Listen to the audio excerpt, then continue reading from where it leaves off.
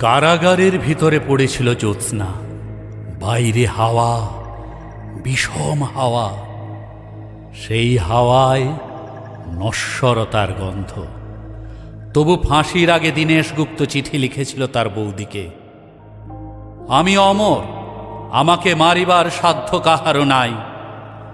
মধ্যরাত্রি, আর বেশি দেরি নেই। প্রহরের ঘণ্টা বাজে, শান্তিও ক্লান্ত হয়। শিয়রের কাছে এসে মৃত্যুও বিমর্ষ বোধ করে। কন্ডেমড সেলে বসে প্রদ্যোৎ ভট্টাচার্য লিখছে, মা, তোমার প্রদ্যোৎ কি কখনো মরতে পারে? আজ চারদিকে চেয়ে দেখো, লক্ষ প্রদ্যোৎ তো তোমার দিকে চেয়ে হাসছে। আমি বেঁচেই রইলাম মা, অক্ষয়।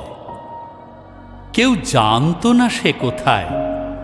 বাড়ি থেকে বেরিয়েছিল ছেলেটি, আর ফেরেনি। জানা গেল দেশকে ভালোবাসার জন্য সে পেয়েছে মৃত্যুদণ্ড।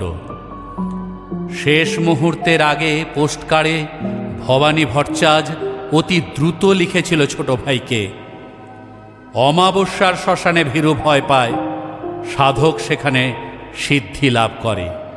আজ আমি বেশি কথা লিখব না, শুধু ভাবব মৃত্যু কত সুন্দর।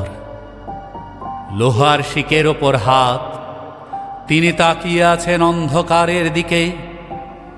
দৃষ্টি ভেদ করে যায় দেয়াল, অন্ধকারও বাংময় হয়।